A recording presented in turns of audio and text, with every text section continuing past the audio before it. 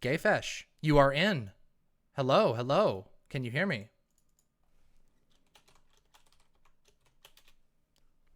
That was a really, it was a really pleasant convo. Oh, yeah, I'm here now. Hey, Gayfesh, how's it going? How are you doing? I am doing wonderful. How about yourself? Good. I'm doing pretty good. Yeah, I'm surprised I've been able to stream this long. I've actually been having a fucking great time doing this conversation with everybody. So what's up with you? What do you got for me today? You got a hot take, you got a question, you got a debate. What do you got? So, well, what I was thinking about is looking at the polling for November 3rd. Uh-oh. Assuming all that's correct, assuming we basically get a full blue wave, what I want to look at is what we do for the next 2 years. Because realistically, we're only going to see 2 years of full Democratic control in all three chambers. And Mhm. what I want to know is realistically, what do we expect the Democrats to do? What can we do about that? Uh, yeah, All right. that whole thing. Yeah. So I kind of want to pick your brain on what you saw what you saw going that way. Yeah, absolutely. I can give you my thoughts. So let's go with the ideal, right? Let's say Biden crushes Trump. Trump is basically out of the. I mean, I assume let's go with the ideal. Let's go with the perfect ideal. We'll say that that Trump bites the dust, and so there's no more like of the Trump train is done, so to say. They're sort of headless and whatever. Here's what we do. We become the most insufferable fucking pieces of shit to the right wing in this country that you can possibly imagine. That is our first step. We are going to absolutely slam home how bad the Republicans fucked our entire country and our entire future. We have to absolutely slam the shit out of that. That is going to be one of my main focuses. Once this election shit is over, I'm going hard line on that sort of shit. We're going to slam this shit down. We're going to look at this. The Republican Party's constant underhanded undermining of democracy led us to lose 200,000+ Americans. We've had to live in COVID hell for a year and a half or 2 years or whatever, however long it ends up being, because of the Republicans, because of this mentality, because of the way that they do governance. And we have a different answer. The left has a different answer. So we're going to go really hard on the right, make sure they're out of it, and then we're going to go really, really hard on the Dems. And this is our opportunity because I tend to be of the mindset that it will become very apparent very quickly that things have not gotten much better under a milquetoast Biden administration. And when that happens, we will be in a unique position where we can not only show that it was the lack of strength that the Democrats had to resist the foul influence of the Republicans, but also that they were unwilling to check their worldview. That the Democrats not only did they fail at politicking, they failed at offering a different worldview to anybody. But we on the left can offer something different, something considerably better, something that takes us forward instead of backwards. And that's going to be my goal. Is going to be just absolutely. You could see us slamming into the PragerU. None of that shit. None of those people are going to slip away without fucking, unscathed in my mind. They're going to be, we're going to do what they have been doing to us for the last decade, where every single radio station we can muster will be talking about how it was the Republicans and all of them stood by and let 200,000 Americans die. No one's going to forget this quickly. We're going to have a long time with this in people's memory, and we need to use it really well. And we can't go and play nice with the right wing of this country. And then when it comes to the Dems, we also need to be severe on the Dems. So bullies for Biden. I'm here for that. So yeah, that's my outlook. But that's in the ideal circumstance. And I don't know if we can gamble on the ideal circumstance yet. I don't see us getting to an ideal circumstance just because we don't have the numbers, but Yeah. I'm kind of curious just to see what do you think the Democrats themselves are going to do in the next 2 years? What about the Democrats? Jesus Christ, I have no fucking clue. Probably nothing. There are some things that are promising about Biden's platform. Fuck. But promises mean nothing. Obama was talking about wanting universal coverage. We didn't even get fucking close to it. And I think that when Biden talks about stuff like, oh, you know, we're going to legalize marijuana, I don't know. I don't know if they're going to succeed or if they'll even try. Has he said But legalizing marijuana? Is that part of his platform? last night, Kamala Harris said that it was part of their platform. So that Oh, was all the right. one interesting thing that came out of last night's debate, where I was like, whoa, really? That's a change. And so, yeah, that would be cool. If they actually do that, that's great, but we're gonna have to wait and see, and I'm not gonna bank on it. So, like, what I think we're gonna have to do is we're going to have to capitalize on we're gonna have to capitalize on the fact that the Democrats aren't really offering anything except for a return to normal. And we need to really sell to the American people, we being any of us who are who believe in leftism, who call ourselves leftists, all of us who have platforms, all of us who have art that we can communicate to people. We need to sell home that we can't just settle for the same old, because the same old was killing all of us. The same old was what made this disaster possible. It literally was the fucking tea, the tea that the ball got set on to just send us into COVID hell, and that has been ruining the lives of many people for a long time. And I think that that's going to be our focus, and it'll be great too, because if we get this semi-ideal circumstance where the Dems win and they kind of just sit in there and don't really do much, barring some kind of completely unpredictable scenario where the right, like, I don't know, some wacko comes out of nowhere on the right and builds a, like, overnight is able to overnight is able to gather all of the energy that Donald Trump had.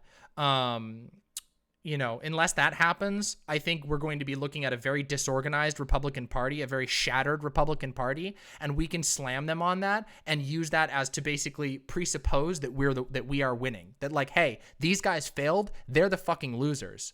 And the Democrats are the ones who made it possible for the losers to take control. Now we can bring in and bring something fucking completely different that offers an actual point. But of course I don't think it's gonna be anything easy. I don't think it's gonna be like a simple. It's gonna be an uphill battle for sure. I mean, we're gonna have to try and win the propaganda war.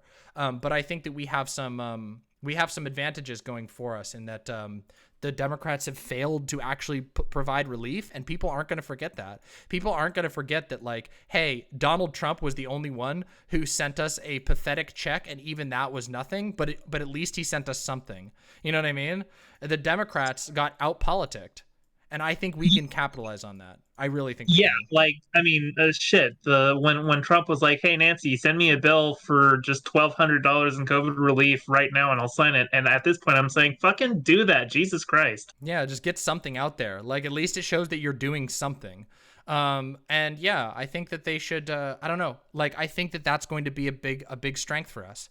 I think a lot of people. I think for a lot of people, whether they understand why or not, I think this feels like they've lost faith for many people, have lost faith in our country, have lost faith in capitalism to answer their problems. But whether they have the actual answer to that, probably not. They probably don't. But we can give them that. And that's why, if we get this situation, that's my aim. My aim is to fire on fucking every single cylinder I can muster, and hopefully everybody else will too. And we can, win over a lot of people to leftist causes, by actually just capitalizing on what's happened already. You know what I mean? That's the way I look at it. Yeah. Yeah, so that's my main approach when it comes to electoral stuff. But then again, I don't know. That's the ideal circumstance. I think that I think we're going to have to, like, I think a lot of ground is going, like, I don't know, like, how do I word this? I don't want to say we're going to lose ground, but I feel like the next couple of months are going to be a very hard time for us to make any major wins. Like, unfortunately, because I have a feeling, and I could be wrong about this, but I'm pretty sure I'm not, there's going to be a major uptick, hopefully temporary, in right-wing violence. There's going to be violence regardless of who wins. Yeah, that's I'm of that exact opinion, which is the idea that no matter who wins, we're going to see a few months or a few weeks of extreme violence, unfortunately. But it depends. I don't know how effective it's going to be. It's just, I know it's going to be there. I just don't know how how widespread it's going to be. If Trump somehow manages to pull off a win or something wild like that happens, which I don't know. Like, I don't think that he can anymore with all this COVID shit, but maybe, if he manages to do that, he'll definitely make it look like he won on November 3rd. I mean, we'll have to wait for all the ballots to come in, but he'll absolutely declare victory on November 3rd. I think there's a good chance that he'll try to do that. I just don't know if it's going to sell as well given the current context. A few weeks ago, I would have said, yeah, I didn't think there was a chance in hell that that was going to be the red mirage sort of circumstance that people talk about was what exactly. He won't have like the numbers to back it up, but he'll do it anyway. And I think he's going to do it. He's got people like the Proud Boys who will absolutely go to violence to enforce the idea that their guy won even though he lost. Yeah, I agree with you. My thing is that I don't know how successful they're going to be.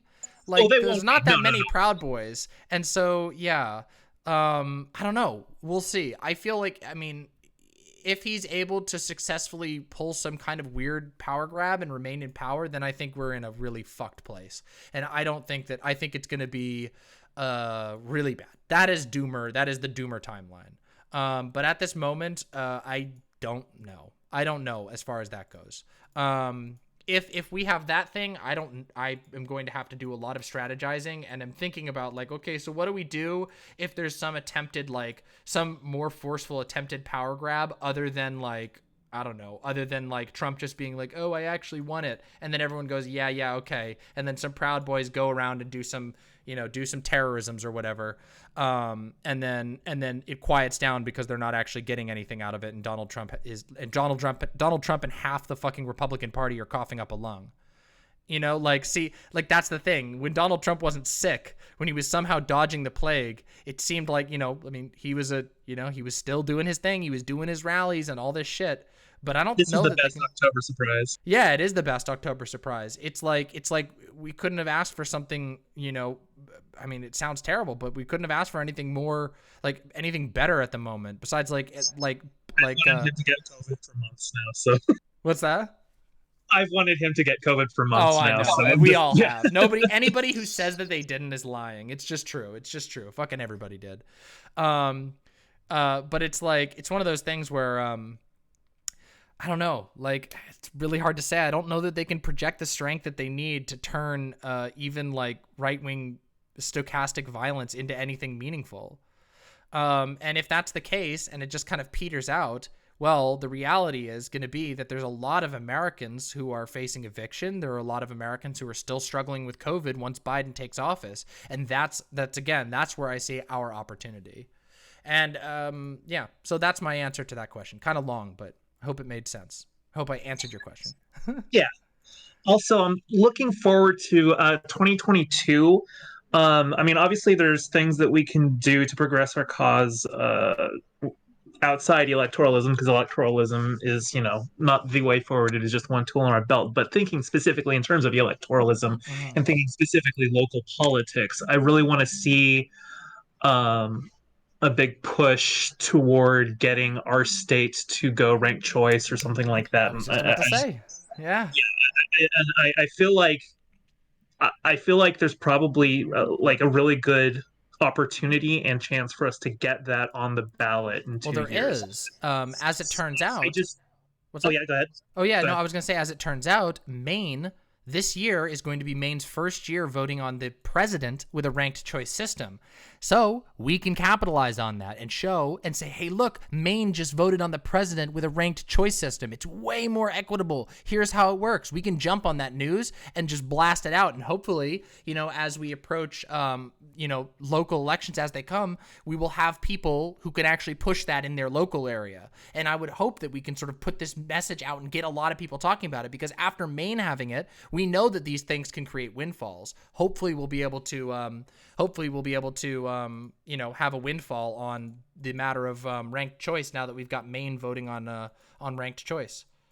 Yeah, and so I think that's a great opportunity on our part. we can all hit on this. We can be talking about this. We could shove this in everyone's faces and show how it's a good system. And the thing is, it sells really easily. It's super easy if you get somebody who's mildly interested in politics to sell them on the idea of ranked choice. And then if you get that on a ballot, bam, you can get other states on it. And once other states have it, then it becomes more popular because people in other states go, why the fuck do I have to deal with this shitty first past the post system? I want to vote for who I want to vote for.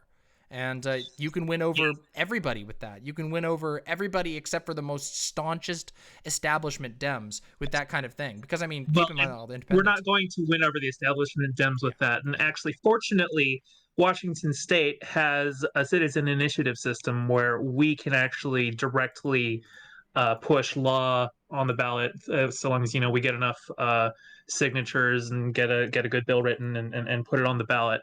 So I think honestly, I would not expect the Democrats to be like, oh, absolutely, we'll hamstring our ability to get votes. So we need to bypass them and go directly to the citizenry. But I don't know how we start the organization to that process. I mean, that particular question is a little bit beyond me. I am not some sort of god tier organizer or anything. I would never pretend to be. All I can do is put the word out on my channel and get people thinking about it, put it in their minds, and hopefully they'll start talking to other people, and we can actually do that sort of advocacy thing.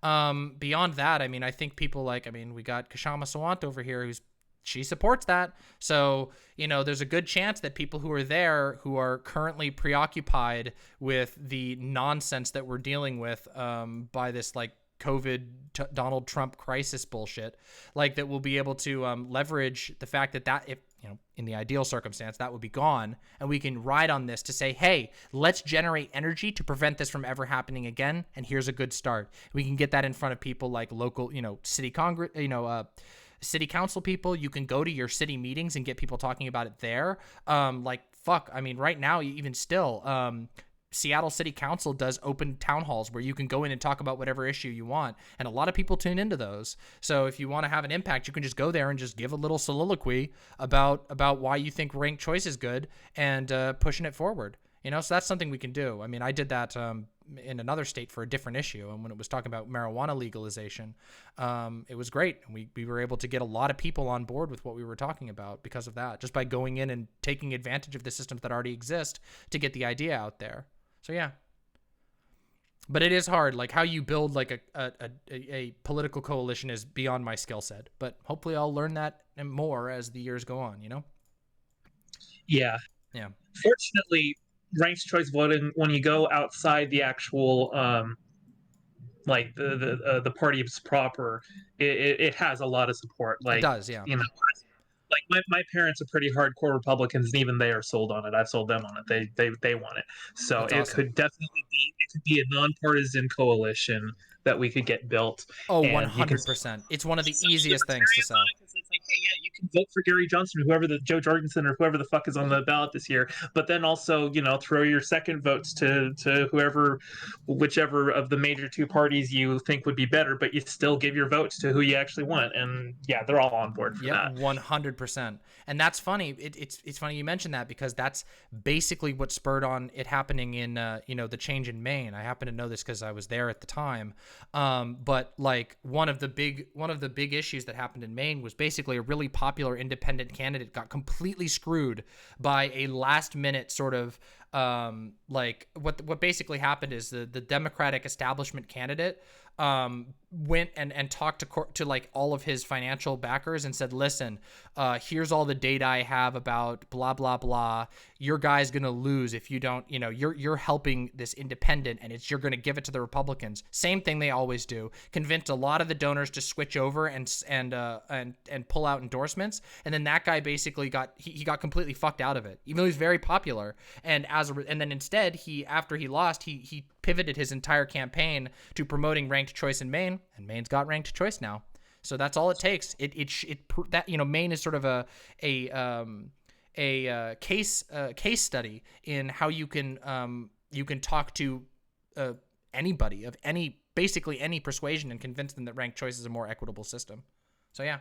I really wish the Green Party would do this. I really wish the Green Party focusing on a failed campaign every 4 years for president that wouldn't fucking do anything even if they won, to actually just like hunker down, focus state by state on getting pro ranked choice voting members to local delegations, local Yeah. legislation, and just focus full time on that. And then once that's in, then they can run for president. Yeah. But Unironically, they Marinara in have chat the was just like they just changed their whole platform to ranked choice as the top issue. Yes. yeah, yeah, Unironically, absolutely. yes.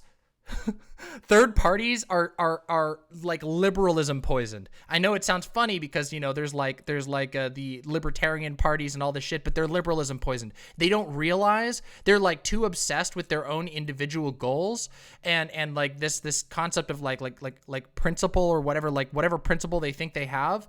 They're way too obsessed with that they don't even realize that they're fighting a vain battle. And if all of them even were to come together and just say we support ranked choice voting, all of us third parties are going to push for this until we win ranked choice across the country. Holy shit, they would be able to make so much progress. They would actually be able to succeed. Like, it's like they don't realize that they're wasting all of their energy and money. So much money and energy wasted. It's like, God, sometimes I feel like the third parties in America are like an op. You know what I mean? It's almost that bad. Like, I don't want to be like sound like a conspiracy theorist, but sometimes it really feels that way, where it's just like they literally don't realize that they're fighting the wrong battle. Yeah. Anyway. Yeah. You still there? Did I lose you? Yeah, I'm here. I'm here. Oh, all right. Sick. Yeah. Yeah. Sorry, I didn't mean to sort of launch into a tirade there, but it fucking pisses me off that the third parties in this country don't realize that they're just like standing by and throwing money into the trash every single year. It's so annoying. Yeah, no, like God.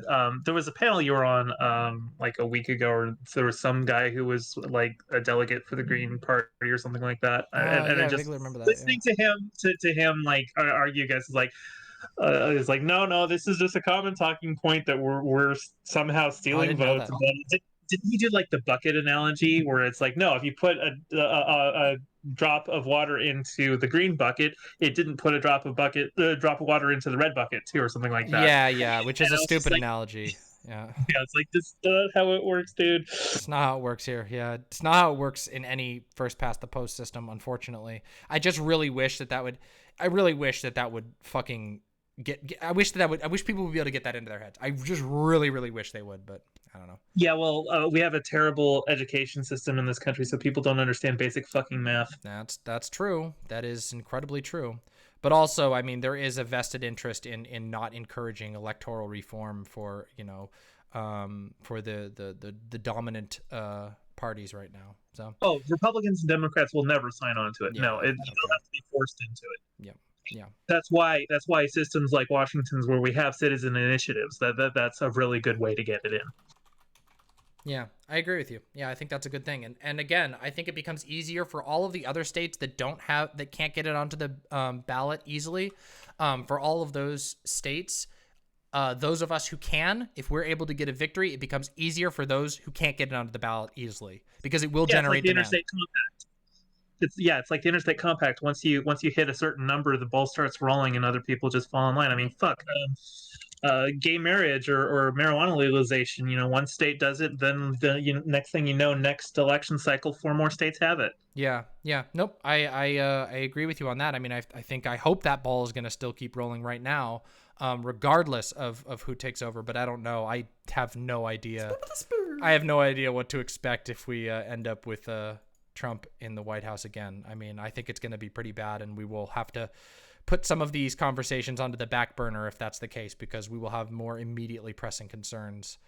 If Trump wins, all of this is just whatever. This is all just masturbation. Yeah. Yeah.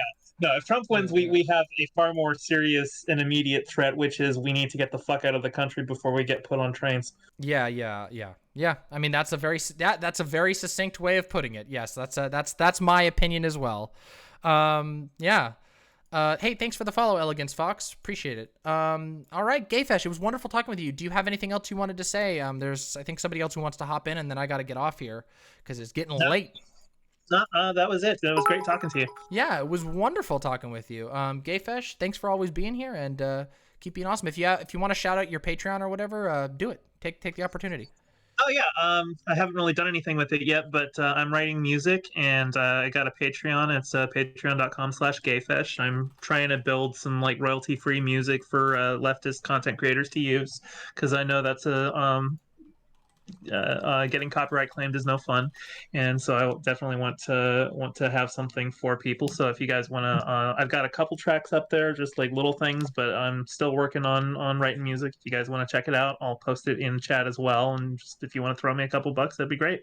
Awesome. Well, thanks for coming on, Gayfesh, and look forward to talking to you again in the future. Thank you. Bye bye.